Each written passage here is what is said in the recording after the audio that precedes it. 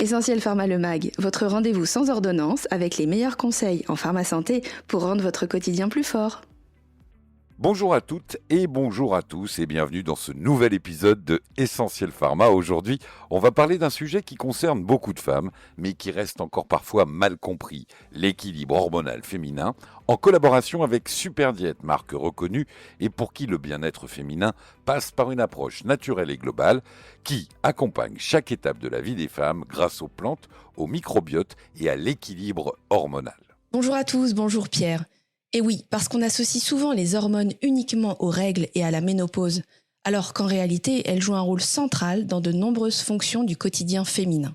Fatigue, sommeil, humeur, poids, inconfort intime, syndrome prémenstruel, beaucoup de symptômes peuvent être liés à des fluctuations hormonales. Et ce qui est compliqué, c'est que beaucoup de femmes finissent par penser que c'est normal d'être épuisée, irritable, anxieuse ou de ne plus se reconnaître.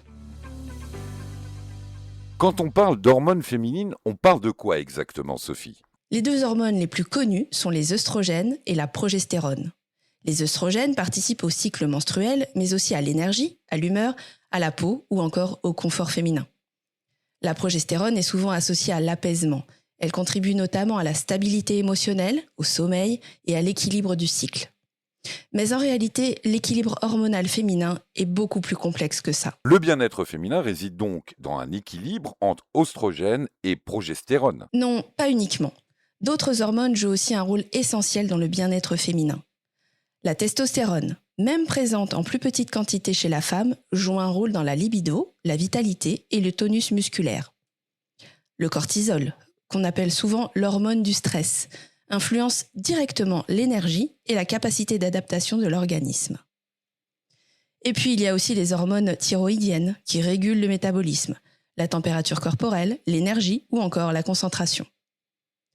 Le sommeil, le stress, le cortisol, la glycémie, la thyroïde, tout est interconnecté. C'est probablement pour ça que certaines femmes disent parfois « je ne me reconnais plus ». Exactement. Et souvent, elles culpabilisent énormément alors qu'il y a parfois un vrai déséquilibre physiologique derrière. On peut commencer très tôt avec le syndrome prémenstruel, le fameux SPM. Le SPM regroupe l'ensemble des inconforts physiques et émotionnels que certaines femmes ressentent dans les jours qui précèdent les règles. Oui, et certaines femmes souffrent dès l'adolescence. Douleurs, irritabilité, fatigue, fringales, migraines, troubles de l'humeur. Et pendant longtemps, on a considéré ça comme quelque chose de normal. Alors oui, avoir quelques variations au cours du cycle est normal, mais souffrir intensément tous les mois ne devrait jamais être banalisé.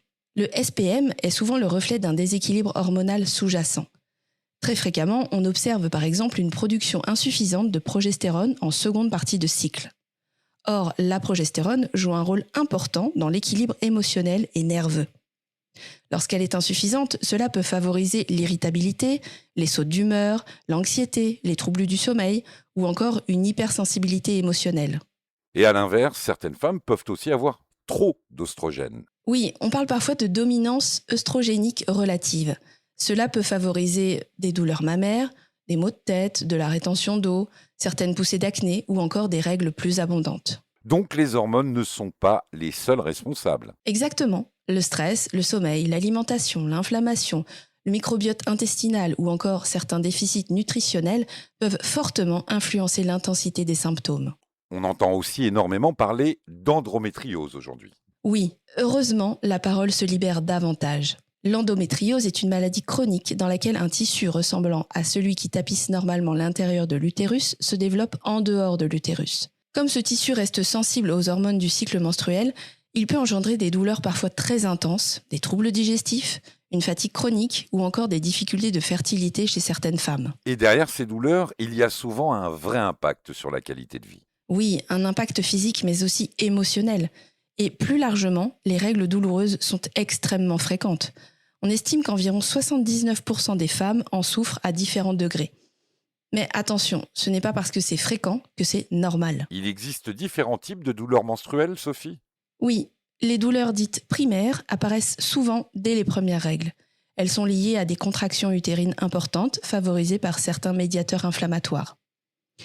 Les douleurs secondaires, elles, apparaissent plus tard et peuvent être liées à une pathologie comme l'endométriose ou certains fibromes. Dans ce cas, un avis médical est indispensable. Et là encore, l'approche globale est importante. Oui, parce qu'on ne peut pas résumer ces problématiques à un seul symptôme isolé. Et puis arrive une période souvent redoutée, la périménopause et la ménopause. Oui, pendant la périménopause, les hormones commencent à fluctuer avant de diminuer progressivement à la ménopause. Ces variations hormonales peuvent entraîner des bouffées de chaleur, des sueurs nocturnes, des troubles du sommeil, de l'irritabilité, une fatigue mentale, un brouillard cérébral ou encore une sécheresse vaginale. Et beaucoup de femmes ne font pas immédiatement le lien avec les hormones. Exactement. Certaines pensent qu'elles sont simplement stressées ou épuisées, alors qu'il y a de véritables fluctuations hormonales derrière. Et le stress joue aussi un rôle important, parce qu'à cette période, le cortisol devient souvent plus réactif.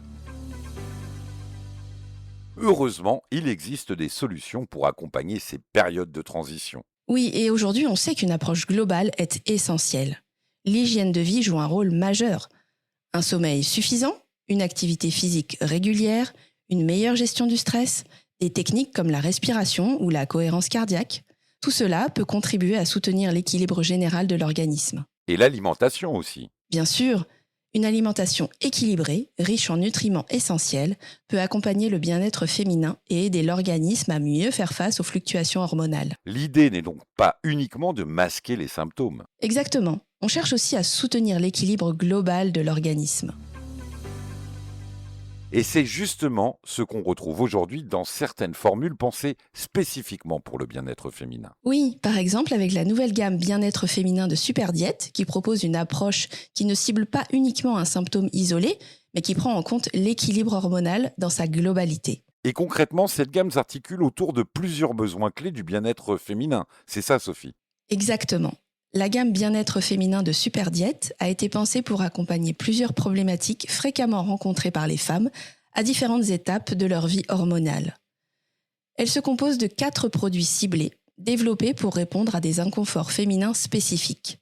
On retrouve par exemple Probiomélia, une formule qui associe des souches de probiotiques brevetées, des plantes, des vitamines et un actif d'origine végétale pour soutenir l'équilibre intime féminin, notamment en cas de sécheresse intime, d'inconforts récurrents comme les candidoses, vaginoses ou infections urinaires. Il y a également Endocédis, formulé pour aider à soulager les règles douloureuses et les inconforts pelviens que l'on peut aussi retrouver dans le cadre de l'endométriose. Syndatis, lui, a été pensé pour accompagner les différents inconforts du syndrome prémenstruel, qu'ils soient physiques ou émotionnels. Et enfin, Climactyle Ménopause, destiné à accompagner les femmes pendant la transition ménopausique, notamment face aux bouffées de chaleur et aux inconforts associés. Ce qui est intéressant finalement, c'est qu'on comprend bien qu'il n'existe pas une seule problématique hormonale féminine, mais un véritable équilibre global à prendre en compte. Et aujourd'hui, beaucoup de femmes recherchent justement des solutions plus complètes qui tiennent compte de leur quotidien, de leur mode de vie et des différentes étapes hormonales qu'elles traversent. Exactement. Et le plus important, c'est aussi de rappeler aux femmes qu'elles ne doivent pas banaliser leur souffrance. Ce n'est pas dans leur tête et ce n'est pas une fatalité. Comprendre son corps, mieux identifier ses symptômes, agir sur son hygiène de vie et se faire accompagner quand c'est nécessaire.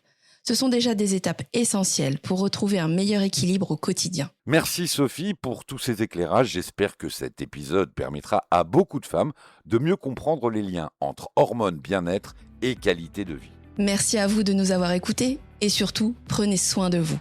Essentiel Pharma, votre réflexe santé.